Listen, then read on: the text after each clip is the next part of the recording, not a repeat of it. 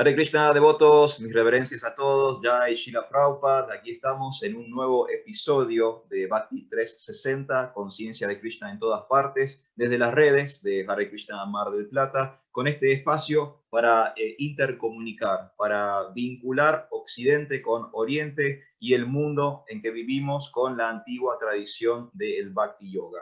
Mi nombre es Alfredo Di Florio, mi nombre espiritual es Arjuna Saka Das, y para el episodio de hoy vamos a estar hablando acerca de la educación y la educación también en relación con la espiritualidad, por lo cual tenemos un invitado muy especial el día de hoy, que es Lakshmipati Prabhu, el profesor Luis Vila Oribe. Hare Krishna Santo, mi reverencia, ¿cómo va? Hare Krishna, Arjuna Das, reverencias a usted. Muchas gracias por esta invitación periodística, así tan interesante. Es Por una espiritual, es entrevista. periodística, es, bueno, realmente auspicioso. Gracias. Bueno, muchas gracias por participar y por también estar presente en nuestro espacio. Y sobre todo con el tema del día de hoy, que es un tema muy importante, un tema fundamental para el desarrollo de las personas, como la educación.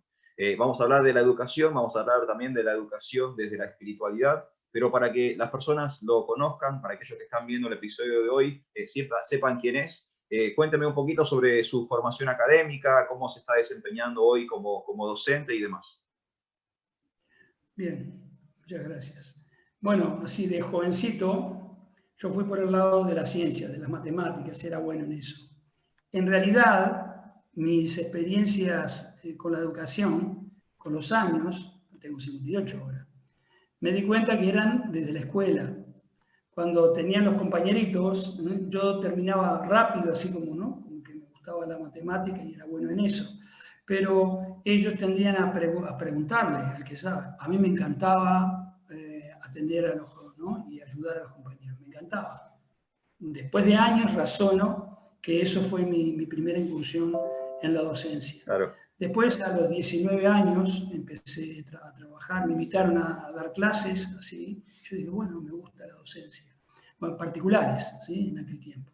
Y llegamos a tener academias con 80 alumnos en un verano, algo así, muy lindo, muy disfrutable.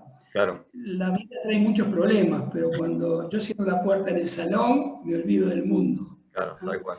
O sea, bueno, pero luego la vida, uno se casa, tiene hijos, ya la docencia en general, sobre todo en nuestro hemisferio, no es algo muy rentable en general, es difícil de poder establecerse, entonces empecé a trabajar en áreas comerciales. Yo estudié ingeniería, cuarto año de ingeniería industrial, mecánica en Facultad de Ingeniería del Uruguay, cursé tengo todas aprobadas las matemáticas, la física, no terminé la carrera, pero luego de que empecé sobre los 30 y pico en áreas técnicas y comerciales, trabajé como ingeniero técnico y en áreas comerciales viajando mucho, aquí en Uruguay y en España.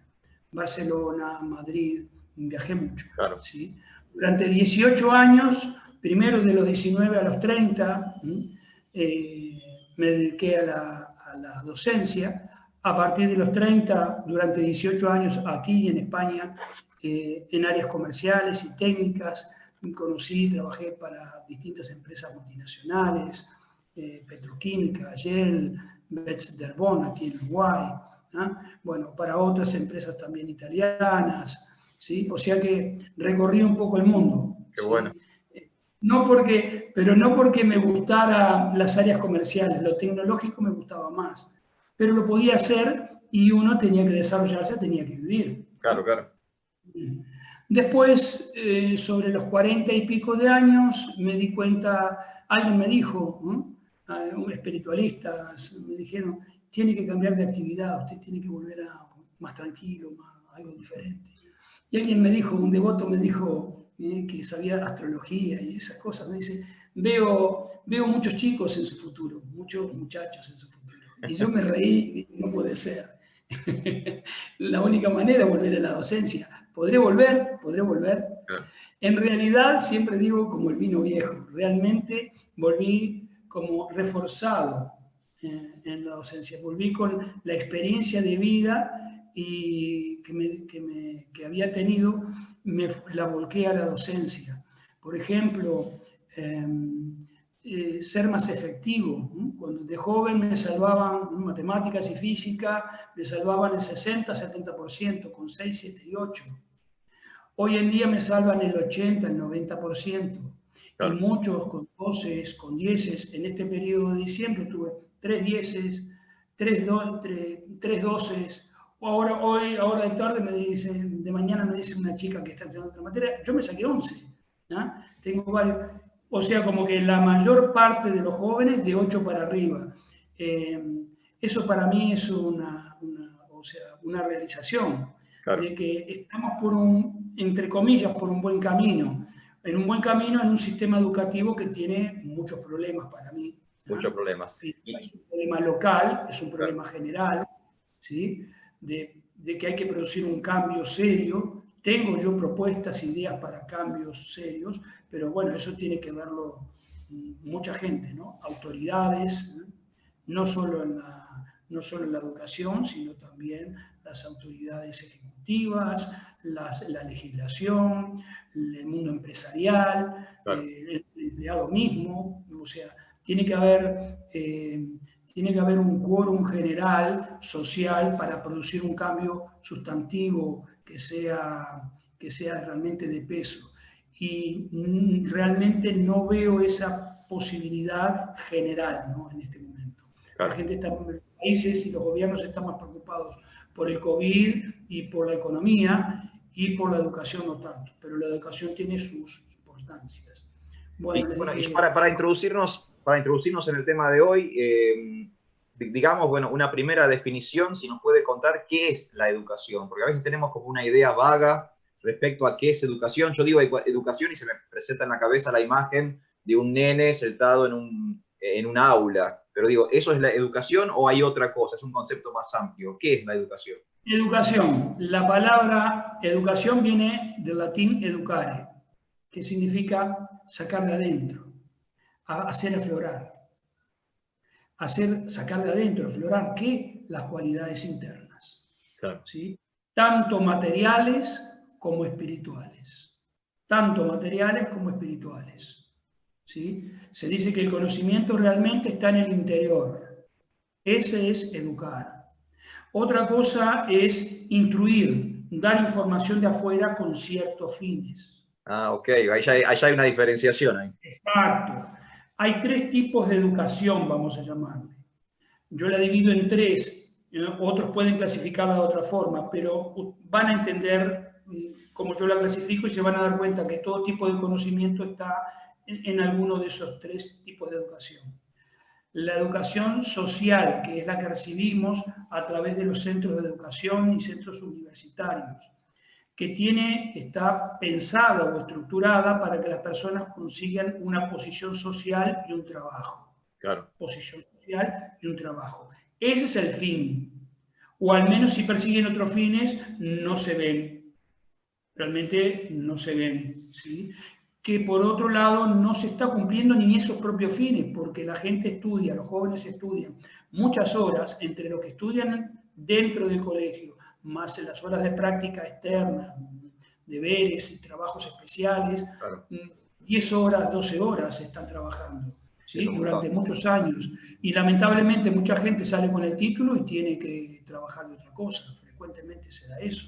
O sea, no se está cumpliendo ni ese fin social básico. Claro. ¿Sí? No para la masa, no en general. ¿Sí? Ese es el primer tipo de educación, que es la que conocemos todos nosotros. En realidad, yo le puse el nombre educación social, pero también puede ser llamada instrucción social. Es información externa para prepararlo con ciertos fines.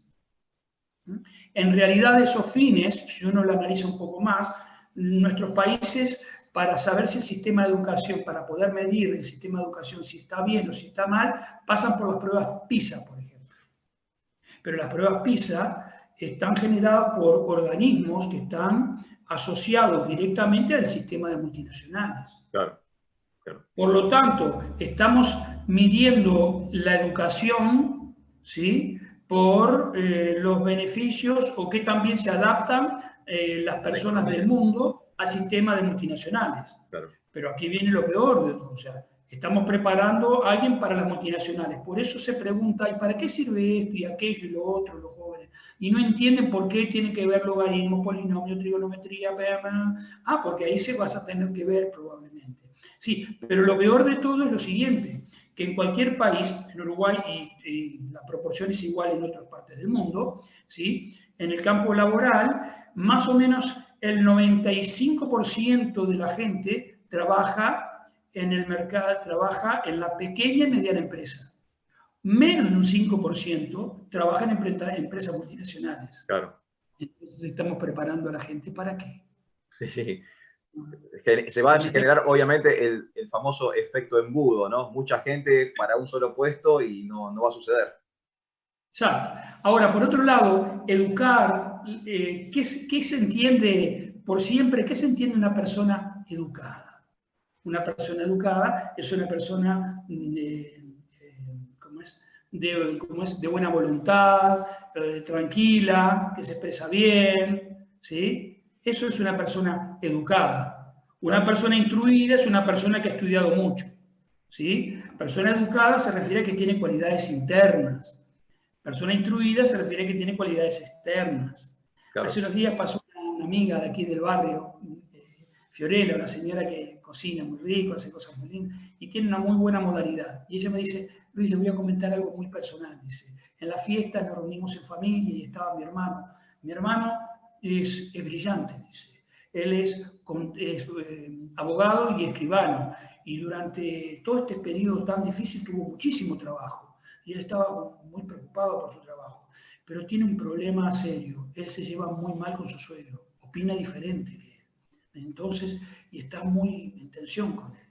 Y nos invitaron a pasar todos juntos, ¿no? Entonces yo le dije, yo voy a estar junto con ustedes, pero si yo, ni siquiera una palabra, si yo veo que tú le hablas mal, claro, o que tú lo miras mal a tu suegro, ¿ah? Yo no quiero estar, yo digo que me siento mal y me retiro. Y me dice sonriendo, ¿sabes? Yo lo miré en cada momento y no le hizo ningún mal gesto, al contrario. ¿No? El suegro quería hablar con él y él contestaba de buena manera. Claro, sí, claro. Todo. Aquí vemos una persona educada, Fiorella, porque realmente la conozco personalmente, es una persona exquisita como persona, muy en la bondad. Claro. Sí. Está buena la diferencia, ¿no? Esa diferencia entre educación e instrucción, entre educado e instruido, ¿no? Está buenísima la diferencia. Exactamente, exactamente. Y bueno, y el hermano es el instruido, ¿no? Claro. Ahora, ¿para qué sirve la instrucción? Para conseguir una posición social y dinero. Ahora, la pregunta, ¿para qué sirve la educación? ¿Qué es educación? Las dos educaciones que yo separo. La educación en valores. Primero, importante, vital. La educación en valores es la única que confiere paz y felicidad material en este mundo. Eso dicen las leyes del karma, de todas las disciplinas orientales, muy especialmente del hinduismo y todo el budismo. ¿Sí? ¿Qué valores hay que desarrollar? Solidaridad, disciplina, limpieza y veracidad. Las personas que son solidarias, disciplinadas, limpias y veraces, naturalmente no incurren en actividades impías, ¿no? En malos hábitos. Es natural, hay que educar a la sociedad en ese ámbito. De esa forma, esas personas, de acuerdo a la ley del karma, no cometen actividades pecaminosas, actos impíos, claro, por lo que no generan reacciones pecaminosas. Y después de un tiempo que hayan limpiado su karma anterior, esas personas no tienen malas reacciones, son las personas que están más en paz en este mundo. Y son las más felices. Se dice que esas personas están en la modalidad de la bondad. Claro. En la modalidad de la bondad. Hay otras cualidades primas como la misericordia, prima de la solidaridad, o la austeridad, prima de la disciplina. La disciplina. ¿Sí?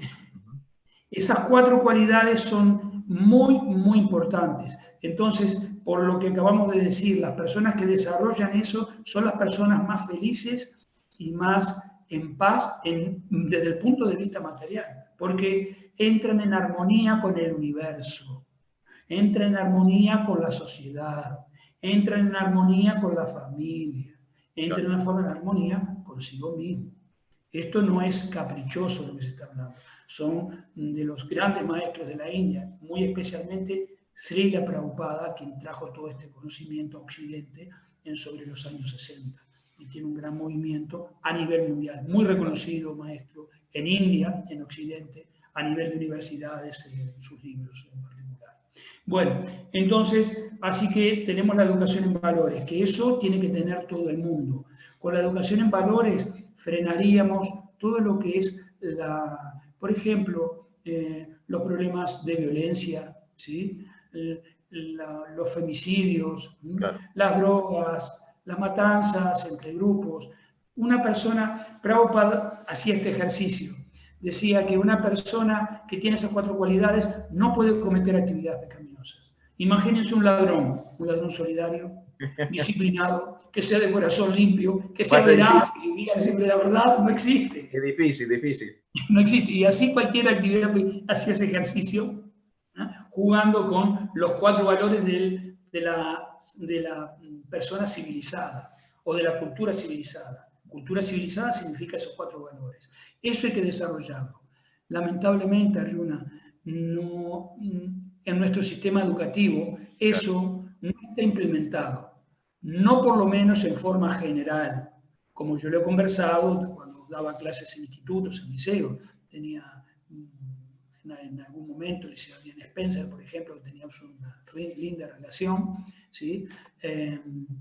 Le planteamos, o sea, de hablar de valores, y dice, sí, pero si cada profesor lo puede hacer en su clase. El sistema se basa, no dicen que no al desarrollo de valores. Pero no está en la currícula. No es que sea opcional. Claro. Si entendieron lo que hablamos de valores, es algo imperativo. No se puede imponer los valores. En realidad, es parte de la educación, se sacan de adentro. Se sacan de adentro. Las personas internamente tienen cualidades de pureza, de sentido común. Hay que sacar eso, establecerlo. ¿Sí? Claro. No imponer, no es impuesto. ¿Sí? El tercer sistema, o la tercera forma de educación, ¿sí? Es la educación espiritual. ¿Por qué educación espiritual? ¿Qué pasa con la educación en valores? Las personas que desarrollan valores y se siguen comportando de esa forma, llegan a la forma más elevada de vida en este mundo material, que es la modalidad de la bondad. ¿Sí? Esas personas no tienen problemas en la vida, no en general, pero aún así tienen que pasar por la vejez, la enfermedad y la muerte. Entonces llega un momento y dice, ¿dónde está esto? Yo he hecho todo lo mejor, me comporté, llegué en armonía con este universo y este universo me va a tirar para afuera. Entonces, ahí empieza la búsqueda espiritual, moksha, la liberación. ¿Liberación de qué? De los sufrimientos materiales. Aún estando en la modalidad de la bondad, la persona tiene que envejecer, enfermar y morir. Entonces, conocimiento espiritual, en la educación espiritual. Lo primero en la educación espiritual que habla todo Oriente, hablo India, hinduismo y budismo, es igual, ¿sí? Lo primero en la educación es entender que no somos este cuerpo material. Que no somos este cuerpo material pasajero. Claro. Somos el alma que está dentro del cuerpo. El Bhagavad Gita dice, así como el alma alojada en este cuerpo pasa de la niñez a la juventud y de la juventud a la vejez, en el momento de la muerte esa alma pasa a otro cuerpo, a otro ambiente, a otro vientre, a otra familia. ¿De qué depende ese lugar hacia donde vamos?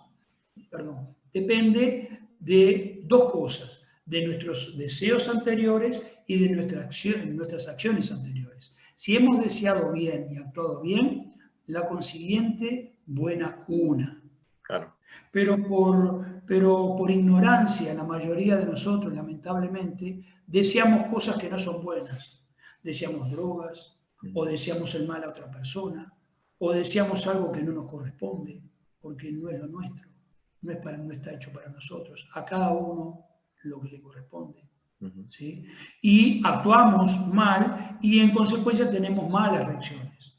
Hay 3 buenas cunas desde el punto de vista material. la cuna rica, la cuna aristocrática, ¿sí? Política, por ejemplo, o la cuna religiosa.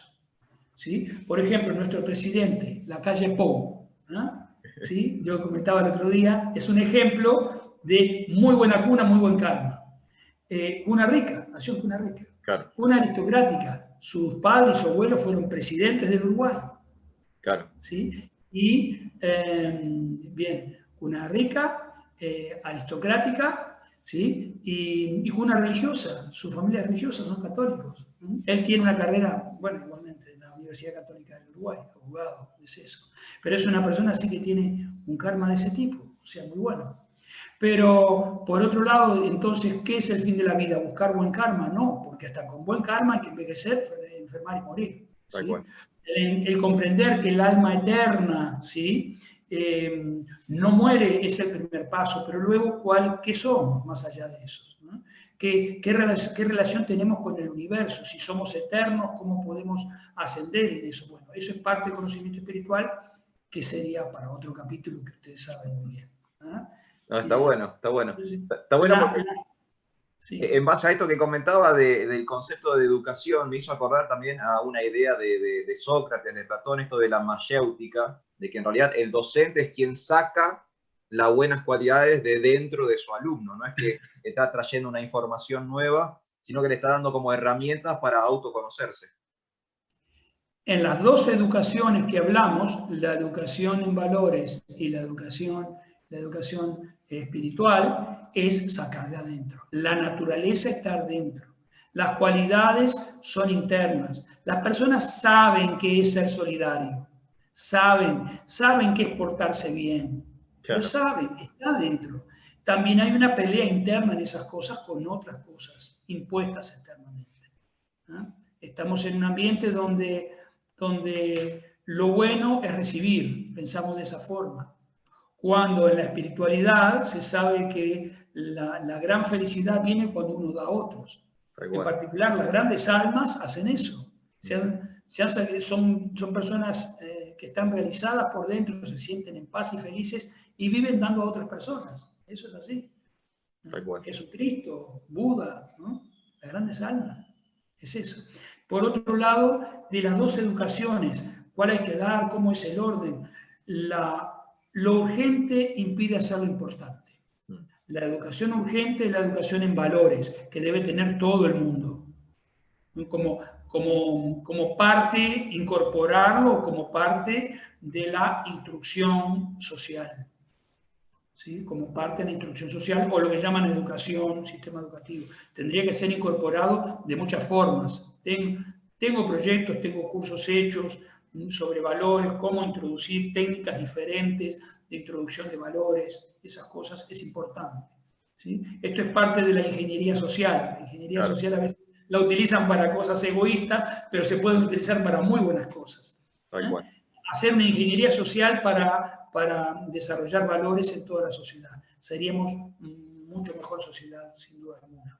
Entonces, lo urgente impide hacer lo importante. Lo urgente es la educación material, la educación en valores, ¿sí? Para poder luego desarrollar vida espiritual. Vida espiritual. ¿Qué pasa? Si una persona no tiene desarrollo en valores, no está en la modalidad de la bondad, en general está muy agitada la persona. Su mente está muy agitada por muchas cosas, por muchos deseos, por desavenencias, insatisfacciones de todo tipo, ¿sí? Entonces, la persona tiene que satisfacer eso y es difícil que pueda concentrarse en lo interno, en la vida espiritual. Es difícil. Por eso los grandes maestros como Srila Prabhupada hablan de que es importante desarrollar esas 4 cualidades. Y conjuntamente lo aconseja con las prácticas espirituales. Pero las prácticas espirituales, sin el desarrollo de valores, es como que o la persona ya está desarrollada, pasa, ¿sí? Que es materialista, pero es bondadoso, entonces luego ya está como preparado, ¿sí? O tiene que desarrollar más. Frecuentemente se compara la modalidad de la bondad con paja seca y la vida espiritual con el fuego. ¿Sí? Entonces, cuando el fuego se acerca a la paja seca, enciende rápidamente. O sea, la vida espiritual en una persona en la modalidad Gamdá florece rápidamente. Pero las modalidades bajas son como pasto húmedo o pasto verde. Claro. Pasto verde, pasto húmedo. Tiene que secarse primero para luego poder arder. Así pasa con la vida espiritual. Hay que pasar por las modalidades más bajas, ir subiendo, ¿sí? Los maestros son expertos, ¿no? Los maestros espirituales son expertos en hacer esos cambios, de llevarlo a través de ese proceso. Es un proceso donde uno pasa de modalidades bajas a más finas y a su vez va viendo la espiritualidad. ¿Puede hacer espiritualidad en modalidades bajas? Sí se puede hacer, pero de otro tipo. No se puede exigir al olmo que de peras. No se puede. Uno tiene que evaluar eso. Es como la vida espiritual tiene mucho de individual. Claro. Tiene mucho de individual. A veces estamos en situaciones tan de emergencia y no tenemos vida espiritual por ninguna parte que nos llegan un formato y eso es muy bueno. Llegar a ese formato y poder desarrollarlo, pero uno que luego se vuelve un poco más fino puede como adaptarlo, ¿sí? Siendo cuidadoso de no deformar. Lógico. Los maestros están preocupados siempre por mantener lo original, no desviar. Por ejemplo, otra cosa, la crisis yo llamo el mal llamado sistema educativo. Bueno, sistema educativo. Claro, Porque no es educación, claro, es instrucción. Claro, en base a lo que nos estamos enterando ahora, en realidad todo el sistema que nos rodea está patas para arriba. Es así. No digo que haya algún colegio, los hay, los debe haber, que tengan implantado en su raíz, digamos, programática, el desarrollo de valores y que lo hagan con éxito. Claro. Pero no te puedo dar un ejemplo rápido porque no. No es la generalidad. La generalidad de los colegios, de hecho, yo lo he vivido con mis propios hijos, aprenden las técnicas básicas para sobrevivir en el mundo, o sea, suman, restan, leen y escriben, pero después la carga de principios y valores no existe en el colegio. No existe. Antes se decía que lo daba en el hogar, lo daba la madre, ¿sí? La mamá salió del hogar y el hombre no suplió esa falta. Claro. Los niños sufren especialmente, o sea, los niños de los primeros, dice la psicología occidental y la oriental, los niños desde 0 a 5 años, las dos psicologías coinciden, de 0 a 5 años debe ser tratado con mucha dulzura. No se les habla fuerte, no se les pega corrones, ese tipo de cosas, ¿sí? Porque están desarrollando el sistema emocional, la seguridad, o sea, toda la parte de sentimientos, ¿sí? Seguridad en sí mismo, sobre todo, por el mundo y sí mismo, hasta los 5 años. Después de los 5 años se empieza la educación, la flor y la masa, esto sí, esto no, hasta los 20 más o menos, 15, 20 años, dependiendo del muchacho. Y después de los 20, como el amigo, ya como el árbol, ya tiene sus ramas hechas y listo. Claro. Antes, como el brotecito, podía ir poniendo la varita directora de los 5 a los 20, ¿sí? Para que crezca robusto, fuerte y derecho. Pero después de esa edad, como el amigo, hablo contigo, somos confidentes, te recomiendo esto, pero tú eres responsable por lo tuyo. Es así. Yo lo practico con mis hijas que tienen 28 y 23 años y es tal cual. Viví esas etapas, esas cosas y es tal cual. Y nos llevamos muy bien de esa forma. Ya después, ya 23, 28 años, son personas jóvenes, son damas jóvenes. Claro, y tienen su forma de ver el mundo. Sí, entonces, ellos saben cómo yo veo el mundo. Yo se los expreso y a veces una pequeña diferencia, pero no hay armonía total en nuestras relaciones. ¿Por qué? Porque respetamos esas cosas, son personas. Lo único que apelo es que si hay una caída que no sea muy grande, ¿sí? Nada más. Entonces, que uno no pueda levantarlo, nada más. Quería decir, por ejemplo, que el sistema educativo actual, o sea, como decíamos hoy, no cumple con sus propias metas. Conseguir trabajo y una posición social está en plena revolución. El cambio laboral y la educación no acompaña, tendría que acompañar. Claro, tal cual. Son hermanas que están al servicio una de la otra, ¿sí? Lo otro, no existe al menos aquí donde lo que yo conozco, domino más Uruguay, tradición docente. Se rompió hace muchos años. Las personas que dan, los profesores que dan clases en instituciones en general, saben bien, saben mucho de su materia. Eso saben física, matemáticas, saben de lo suyo. Pero muchos no saben cómo explicarla, no tienen paciencia. Claro. Que no han tenido una dedicación a eso.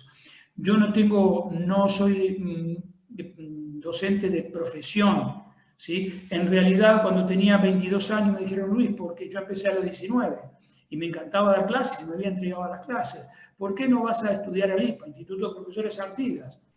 Y yo dije realmente que no me sentía incentivado porque técnicamente yo lograba, mis alumnos aprobaban en mesas diferentes.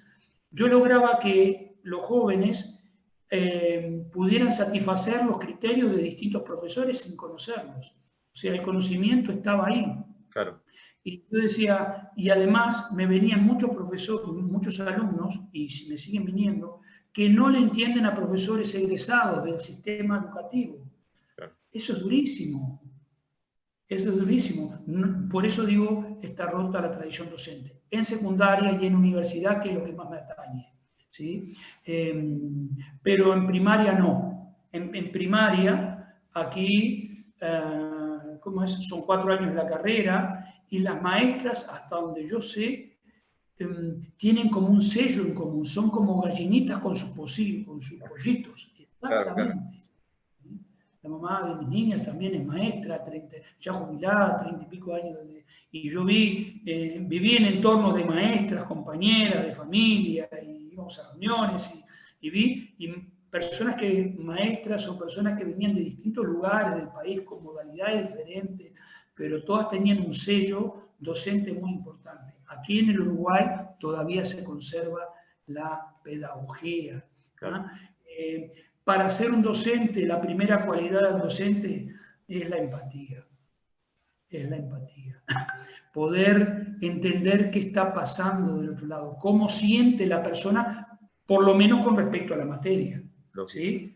Yo los miro a los muchachos, veo cómo hablan, hasta la posición física, ¿sí? Me doy cuenta si tienen dudas, si no tienen dudas, ¿no? En las clases presenciales. También estoy dando clases online, pero digo, una tiene muchas clases, tiene muchas ventajas de online, pero una desventaja que tiene es que a veces es difícil ver el tipo de mirada, la actitud física, ¿no? Donde ya sé, ¿y cómo anda? ¿Y duda?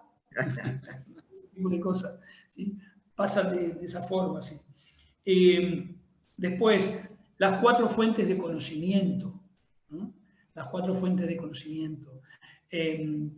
Pratyaksha, en sánscrito se dice así, ¿no? En sánscrito. Pratyaksha, Sabda, ¿no?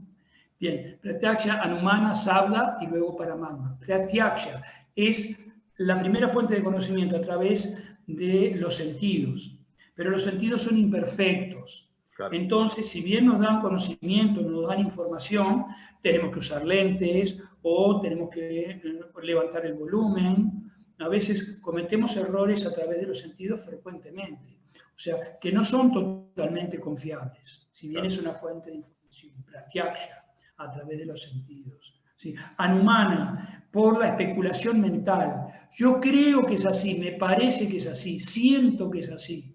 Pero eso es algo, mi pensar, mi sentir, mi desear. ¿Sí? Entonces pongo en prueba algo y si se cumple, digo es ley. Y si no se cumple, no será. ¿Sí? Estas 2 formas que hemos hablado hasta ahora, a través de los sentidos imperfectos y a través de la especulación mental, es muy utilizada en la ciencia occidental. ¿Sí? Por lo cual se llegan a conclusiones parciales. Claro, erróneas. O erróneas. Por ejemplo, durante muchos años, cuando íbamos a la escuela y al liceo, el sistema solar tenía 9 planetas. Mercurio, Venus, Tierra, Marte, Júpiter, Saturno, Urano, Neptuno y Plutón, ¿no? Y hoy en día Plutón no se fue, no era un planeta. O sea, como dice Prabhupada, ciencia es conocimiento, ¿sí? No es que mañana voy a conocer y ¿no? Y ya dejé lo de atrás cambiar, ¿no? Claro. Si el mundo es como es, no como va a ser o como quiere uno que sea en forma caprichosa, es como es. O conoces el mundo o no conoces el mundo. Claro. No se puede especular. O, por ejemplo, se dice el hombre proviene del mono, ¿sí? Que el hombre proviene del mono, ¿sí? Estamos hablando de la teoría de conservación de las especies, de la evolución de las especies de Darwin, ¿sí? Bien, está bien, pero es una teoría. Es una teoría. Es una teoría. Claro. Pero esa teoría se ha difundido en todo el sistema universitario y si es universitario baja al nivel secundario y escolar de manera plana, ¿sí? De manera plana. Como Una verdad. vez cuando era... Como si fuera una verdad, pero es una teoría en realidad. Como si fuera una verdad, exacto. Una vez íbamos conversando en el auto, así cuando mi niña era chiquita, la estaba llevando con su mamá, porque es maestra también en el mismo colegio, era maestra a las 3 juntas al colegio. Entonces estábamos hablando porque mi hija chiquita, Romina, decía, el hombre viene del mono y eso. Y entonces yo empecé a darle una versión, ¿cómo es? Científico-teísta, ¿sí? Que el hombre proviene del hombre, ¿no? Más antiguo y que hay en otros planetas, en otras direcciones. Y la mamá enseguida dijo, no digas eso, porque, ¿cómo es? Porque eso rompe la laicidad, ¿no? Después van y comentan y rompen la laicidad. ¿Cómo rompen la laicidad? Ese es otro tema del sistema educativo moderno, ¿sí? El sistema educativo moderno, si tú hablas de religión o hablas de teorías que están fuera de ese sistema, dicen que es romper la laicidad. Claro. No. El sistema actual, laico, significa de que uno da el conocimiento abiertamente sin inducir a una línea en particular por algún interés en particular.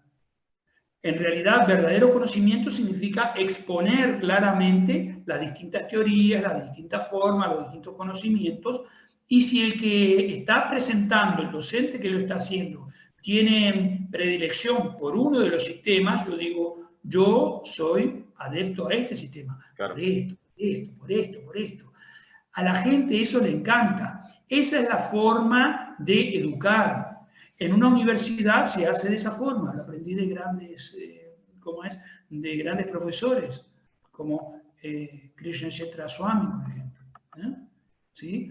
Entonces, que son doctorados en filosofía, en Oxford, y van en distintos lugares y viajan. ¿No? Cuando uno habla de esa forma, la gente queda encantada, todo el mundo queda encantado. Claro. Inclusive los que tienen otra opinión diferente respetan, porque, claro, presentó todo. No te estoy obligando mediante la ignorancia o apretando la tuerca ahí para que sigas una línea por alguna conveniencia que no es del alumno en sí. Claro. Eso es algo muy importante. Nuestro sistema, yo digo que en muchos aspectos es ateísta. ¿Por qué? Porque niega cualquier tipo de filosofía o religión. El que tenemos aquí en Uruguay en particular. Sí, sí. Creo que otros lugares es un poco... en todo el mundo, básicamente en todo el mundo es igual. Bien, aquí hay una institución, EDUI 21, que es muy prestigiosa. Es un grupo de profesores y docentes expertos, ¿sí? Que han hecho un programa de educación para el siglo XXI en Uruguay. Lo presentaron hace algunos años atrás, cuando estaba el otro gobierno, el gobierno anterior, y hubo como una repercusión general. El punto es que ellos plantean hoy en día, dicen esto, el alumno del siglo XXI debe tener conocimiento en filosofía. Y yo dije, ¿qué razón que tiene? Claro. ¿Qué es lo que pasa? En la vorágine de hoy en día, todo está cambiando continuamente, muy rápido. Cambio significa estrés, significa atención, significa toma de decisiones. El mundo de hoy a los propios jóvenes les implican decisiones que a veces son muy importantes en su propia vida. Sí, claro. Para eso tienen que tener una forma de toma de decisiones, una estructura para toma de decisiones. Una persona que toma decisiones, un buen gerente, un buen presidente, empresario, tiene una estructura, una base de cómo toma sus decisiones, en base a qué. Las filosofías, las buenas filosofías, dan pensamiento estructural.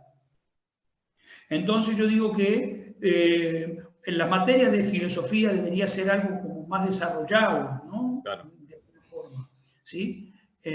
Por otra parte, en Occidente se llama filosofía, ¿sí? Se llama filosofía a la filosofía occidental.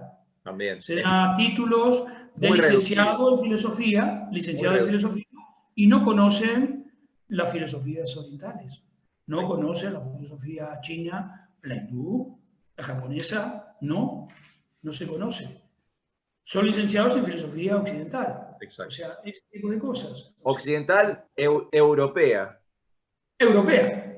Europea. Porque tampoco Europea. América aparece. Tampoco aparece América. Tampoco América, no sé, exacto. Los filósofos en la antigüedad eran griegos, ¿no? Sí, sí, es Europa. Griegos o romanos. Y después alemanes, y después son todos alemanes. Después alemanes, franceses, ingleses se reparten la pelota entre ellos. Exactamente, exactamente.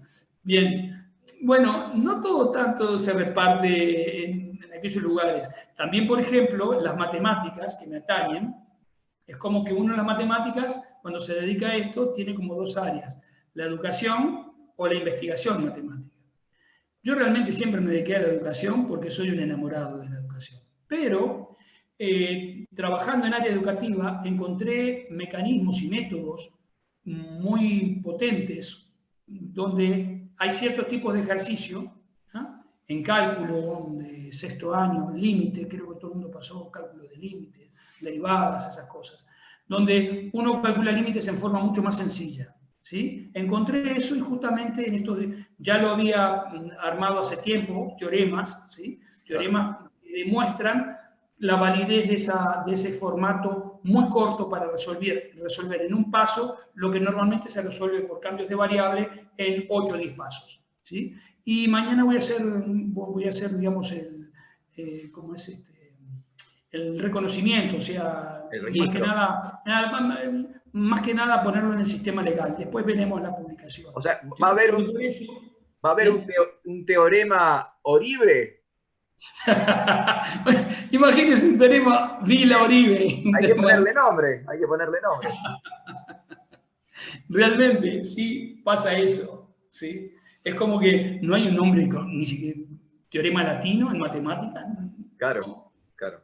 Es como, hoy en día, con el auge de la información y la educación, me consta que en Argentina hay personas que son excelentes científicos. Aquí están apareciendo en Uruguay con el tema del COVID grandes técnicos, o sea, personas, equipos tecnológicos de nivel realmente, en un país tan chiquito, que están siendo reconocidos a nivel internacional. Claro. ¿Sí? O sea, entonces es como que llama mucho la atención. Tener la fe, tener la convicción de que en estos países no solo tenemos que recibir como es tecnología o educación, podemos generar, sobre todo en esta época donde tantas cosas en el norte no funcionan bien, recapacitar en eso y generar nuestro propio sistema educativo.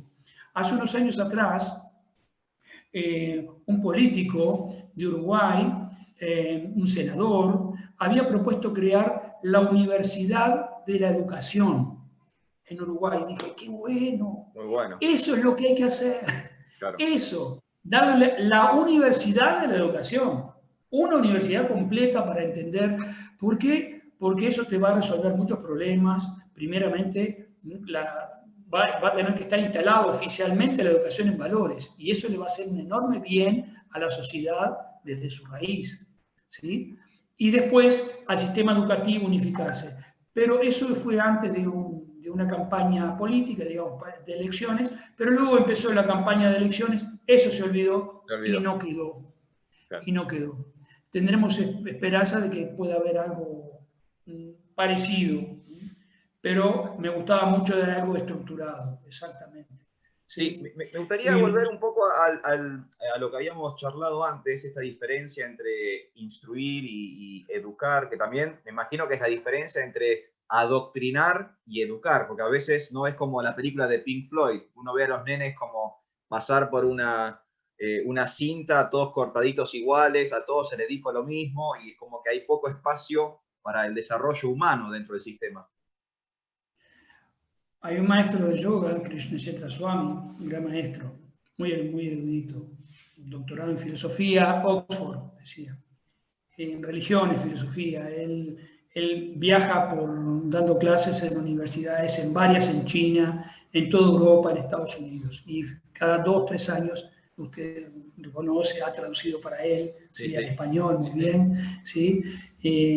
Bueno, y él dio un seminario hace poco tiempo, en el 2019, en marzo de 2019, un seminario en India, ¿sí?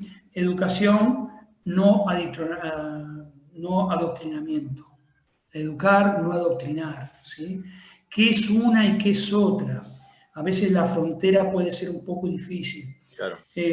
Educar es sacar las cualidades de las personas innatas, tanto en lo material como en lo espiritual, para beneficio de la persona. Para beneficio de la persona. En general, adoctrinar es dar un tipo de información o guiar a la persona por un camino con intereses que no son necesariamente el bien de la persona. Claro. Lo primero, por supuesto que es muy bueno. Lo segundo, ¿sí? No es nada bueno. Da igual. Le quería dar un ejemplo. Tenía algunos ejemplos. Primero, un ejemplo de algo que puede parecer adoctrinamiento y yo lo tomo como educación. ¿Sí? A ver.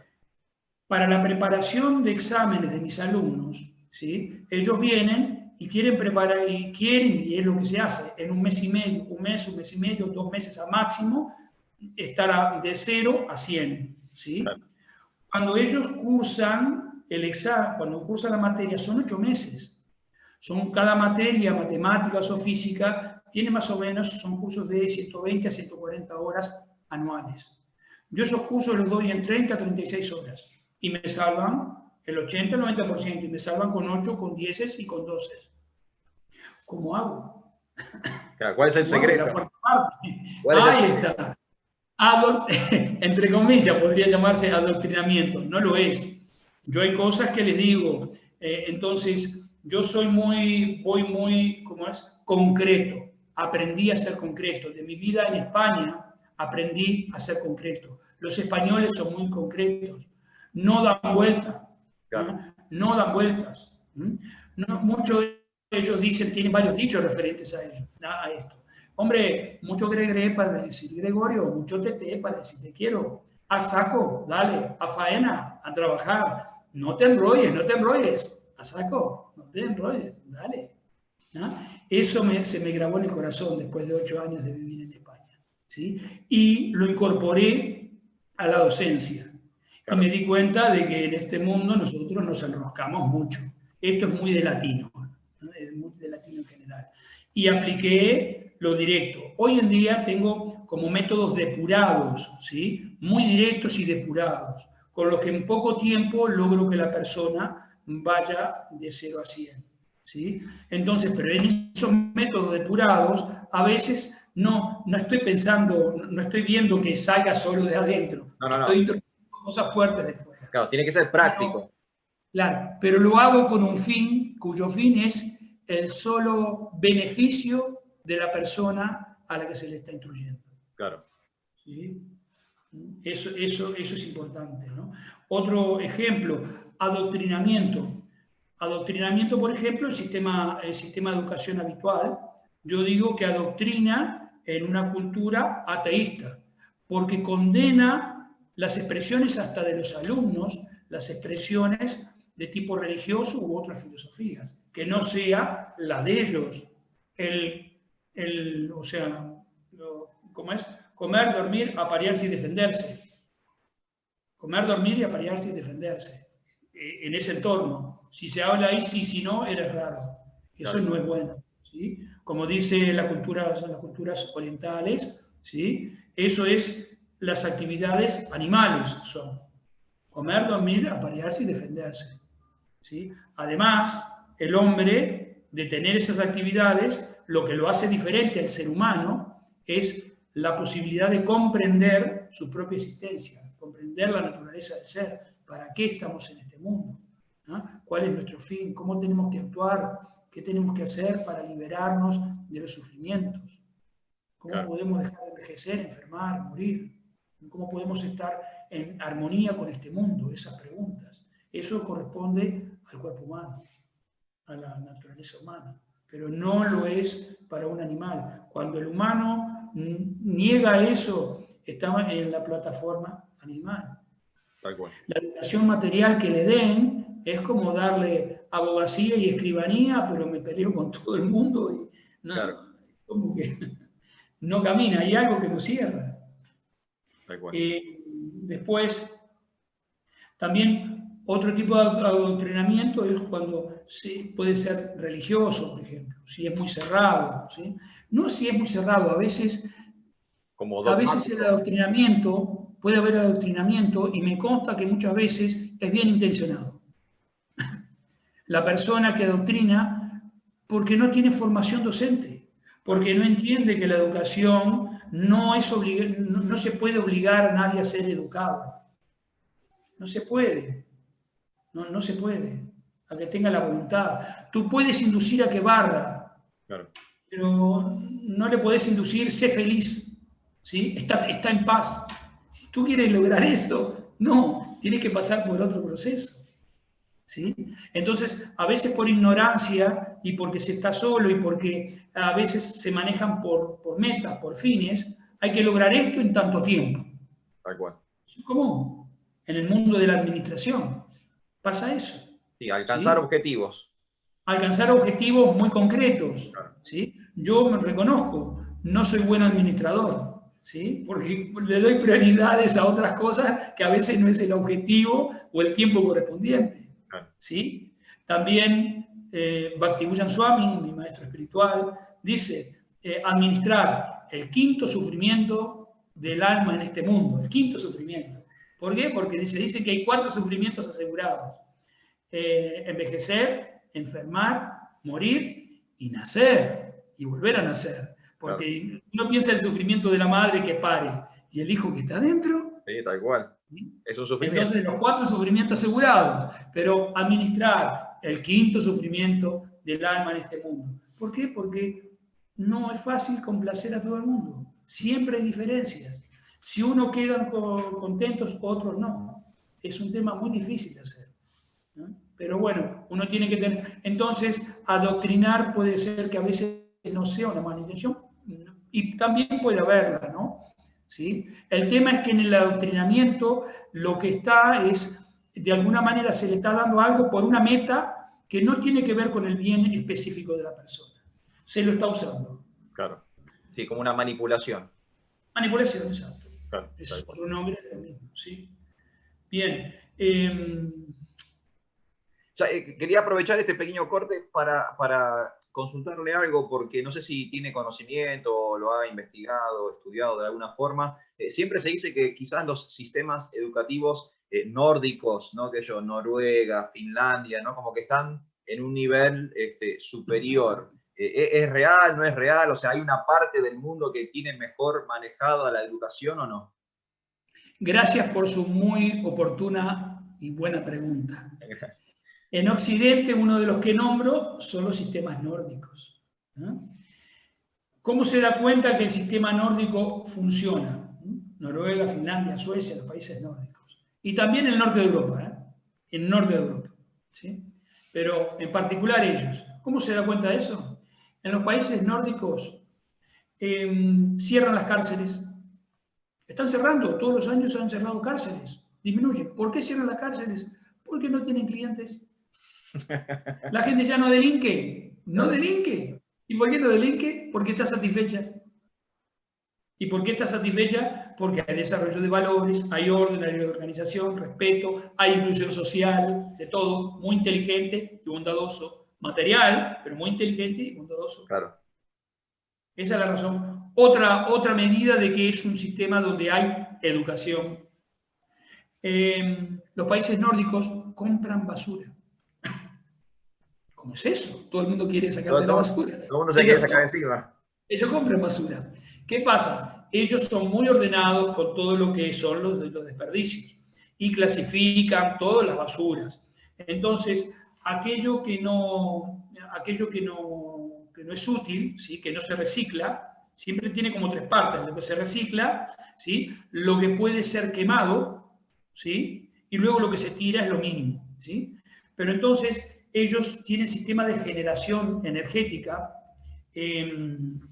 por sistemas de quema de basura, ¿sí? Queman basura y generan calor y electricidad con ese sistema. Como es un país muy frío, Claro. y como necesitan mucho calor, necesitan, para sus adelantos, necesitan mucha energía, se quedan sin basura frecuentemente, sin combustible para sus sistemas de generación. Entonces Y compran le basura. compran basura limpia o basura buena, ¿sí? A Inglaterra e Irlanda, por ejemplo. ¿Sí? Increíble. O más cosas indicativas del sistema educativo, que tienen como 50, 60 años, ¿sí? Porque ellos tuvieron, después de la posguerra, ¿sí? Hubo mucha hambruna, o sea, quedó devastada la sociedad nórdica, quedó devastada. Entonces ellos empezaron como de cero prácticamente Claro. a levantarse. O sea, que la organización social quedó en cero y levantaron una organización social muy horizontal. Entonces hay un respeto, una igualdad natural entre ellos, ¿sí? El sistema político en esos lugares es un honor estar en el sistema político, Claro. pero no son sueldos de ricos, no. Ellos, creo que es en Finlandia, las personas, los parlamentarios, viven muy cerca del Parlamento, al lado del Departamento. En la semana todo el mundo vive al lado de donde se ejerce el Parlamento, ¿sí? Tienen su oficina en ese apartamentito chiquitito, tienen su secretario para hacer algunas cosas, y todos los días al horario ir a cumplir su trabajo y volver. Y Un después trabajo de oficina. Como si fuera un trabajo de oficina. Exacto, se van para su casa, no sueldos onerosos, es más, un gran honor para ellos poder estar en el Parlamento para el bienestar social. Claro. ¿Sí? Llegan en hora, cumplimiento, todas esas cosas. Es otra cabeza, otra manera de ver el mundo. Creo que es uno de los enfoques que podría dárseles también. Pero en lo espiritual, creo que, bueno, habría que ver esos países cómo están en cuanto a eso, ¿no? Creo que son países un poco en la dirección material también, ¿no?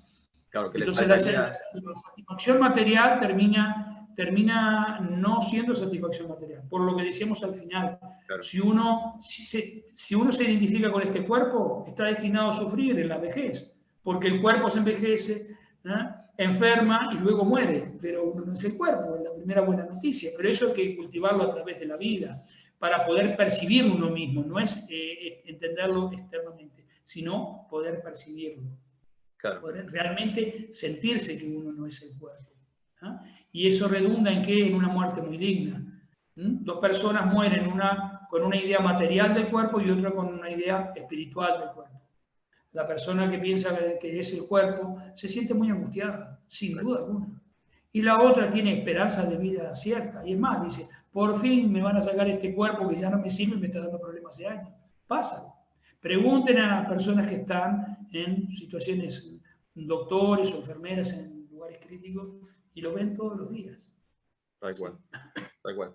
¿Hay una cosita más, Prabhu, que haya quedado ahí en el tintero? ¿Algo que quiera comentar de esto que tiene que ver con la educación? Con el Bhagavad Gita, la joya de la sabiduría de la India, habla mucho acerca de conocimiento, especialmente del conocimiento espiritual.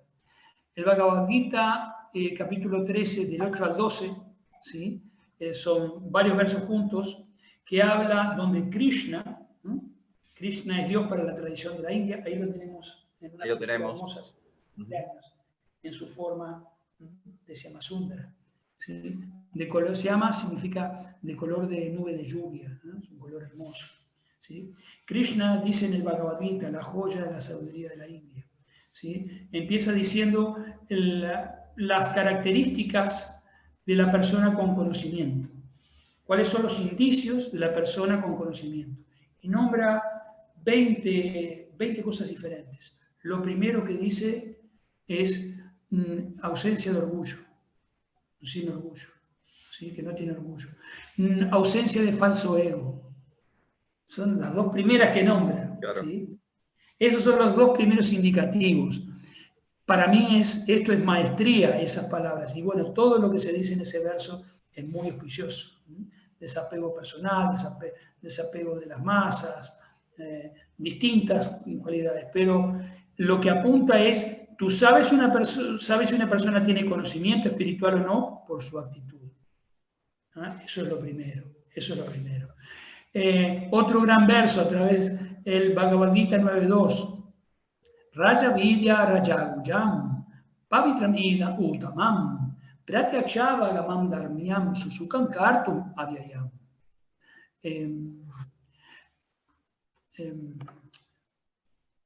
Raja Vidya Rajagujam. Este conocimiento es el rey de la educación y es el secreto más secreto de todos. Y es el conocimiento más puro. Y como brinda una percepción directa del ser mediante la iluminación, el darse cuenta, lo logré, ahora me doy cuenta, es la perfección de la religión.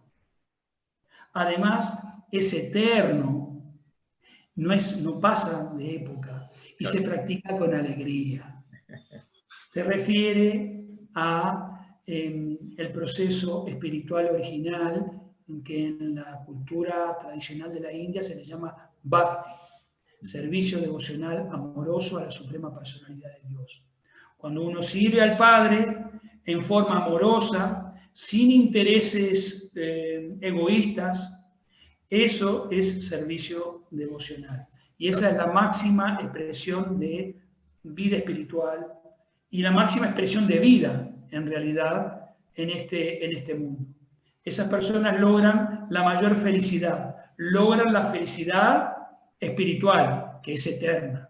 Cuando esa persona logra entender fácilmente porque Dios se le infunde en el corazón, le infunde el conocimiento en el corazón. Hay dos versos en el Bhagavad Gita, 10.10 y 10.11, que hablan para aquellas personas que me adoran con devoción, yo desde dentro del corazón, ¿sí?, les doy el conocimiento que les quita, que viene de la oscuridad y la ignorancia, les doy el conocimiento, ¿sí?, los ilumino con la antorcha del conocimiento, y elimino la oscuridad que viene por la ignorancia.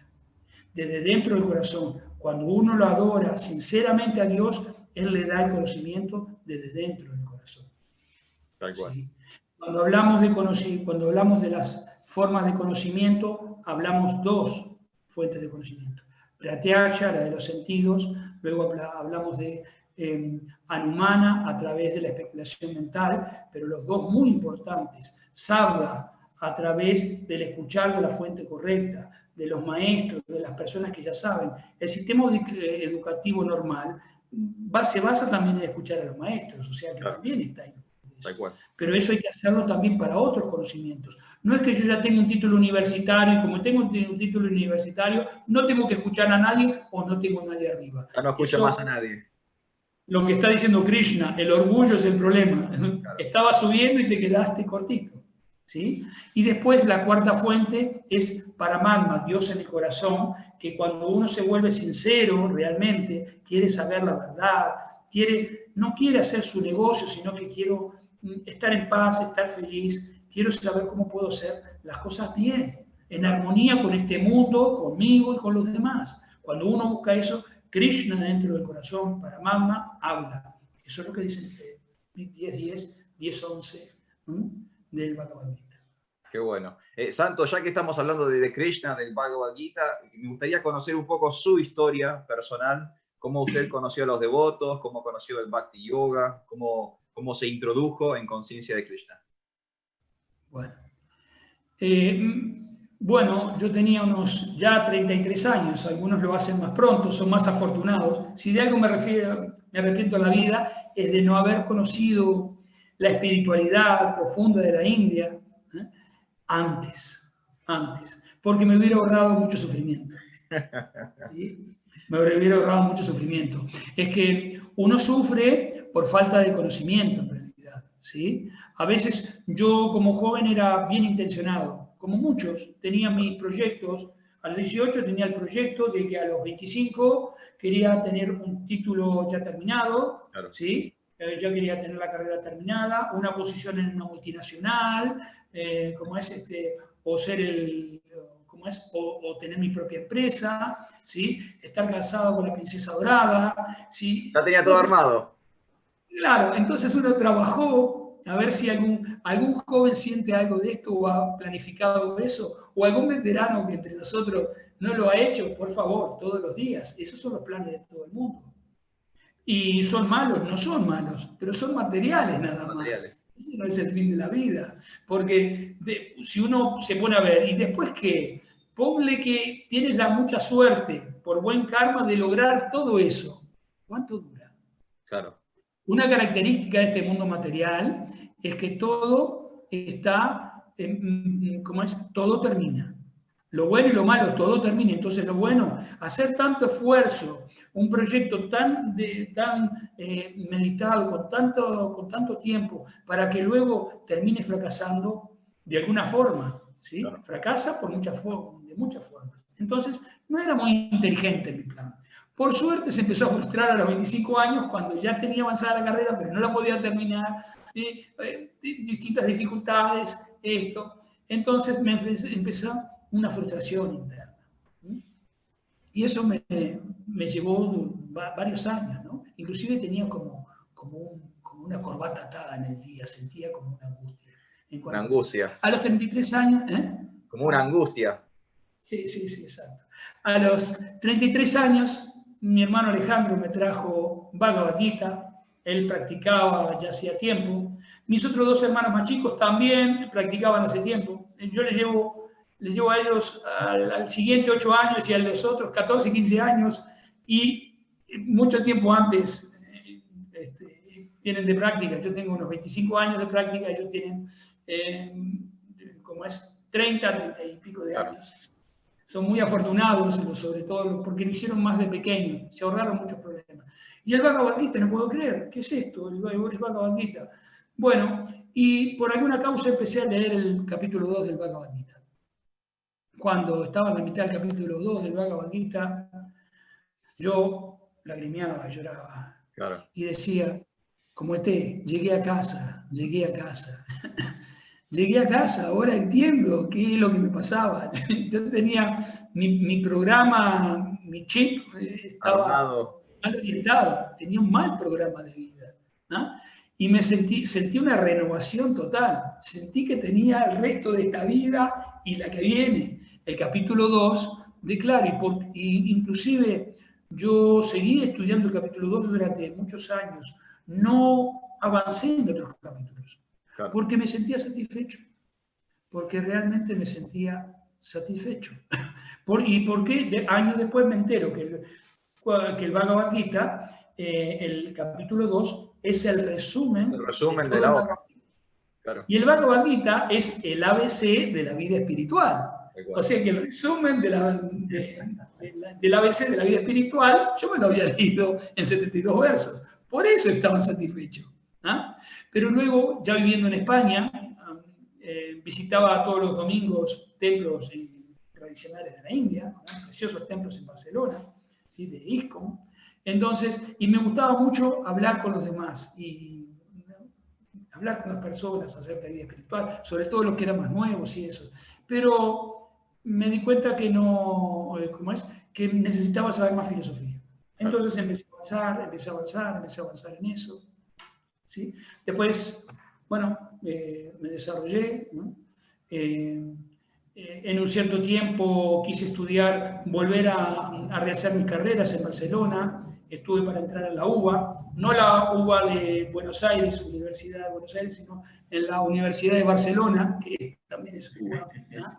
¿Sí? Que es pública. Entonces ellos o sea, es como que me revalidaban prácticamente 2/3 de carrera para terminar la licenciatura en físico-matemática. pero para que me aprobaran todos los créditos, o sea que ya me los aprobaban, pero tenía que pagarlos, 3.000 euros. Entonces dije, no, esto está difícil. Y bueno, estudié, ¿no?, en otra línea, estudié y tuve un doctorado en literatura clásica de la India, dediqué en la Universidad de Valencia, ¿sí? Y bueno, y eso me ha permitido entrar así en otro ámbito muy querido, que es hablar acerca de la cultura de la India. Claro. Que siempre me gusta mucho. Es hermoso eso, ¿sí? Bueno. Dice mucho. Es como que, bueno, tiene muchos ángulos. En realidad, hoy en día se habla mucho de poderes blandos, ¿no? De poderes blandos. ¿Qué es un poder duro? Por ejemplo, el poder económico, el poder de las armas, son poderes duros. Estados Unidos, por ejemplo, tiene esos poderes hoy en día y ha controlado gran parte de la sociedad a través de eso, pero tiene un hermoso poder blando, el cine norteamericano, cómo se ha desarrollado enormemente, ¿sí? Y eso influencia el mundo. ¿Y cómo logra influenciar el mundo? Una influencia cultural en todo el mundo, desde el gym hasta las costumbres, hasta lo que comer, hasta la hamburguesa, hasta McDonald's, ¿sí? Y todo a través del sistema del cine. ¿Cuán importante? ¿Cuán importante es esto que usted hace, ¿no? Este sistema de entrevistas tan bueno? Lo verán después en algunos años, cuando seremos viejitos, otras personas, mirá, pensábamos que creábamos el mundo y otros lo estaban pensando antes. Santo, le quiero agradecer muchísimo su tiempo, su sabiduría, todo el conocimiento que nos ha brindado. Si quedó algún punto o alguna cosita en el tintero y quiere aprovechar ahora para hacer una conclusión y unas últimas palabras, bueno, adelante. Simplemente decir a la gente que nuestra sociedad, la masa, no entiende la importancia de lo que es la educación. La educación como la hemos visto aquí. En particular la educación, lo urgente y lo importante. Lo urgente, aunque lo urgente es la educación en valores. Lo importante de fondo es la educación espiritual. Porque si uno no tiene esa educación, va a terminar frustrándose, sí o sí. Claro. Si se dedica a lo material, va a tener problemas al final. Y no funciona así como, bueno, cuando sea viejo me dedico a la vida espiritual. No funciona así. En realidad es como que es un proceso interno, ¿sí? Realmente. O sea, que traten de buscar esas dos líneas que no están disponibles hoy en el mundo, realmente. En general, no están disponibles. Y eso hace que la gente no esté satisfecha. No hay paz ni felicidad. Santo, muchísimas gracias por todo.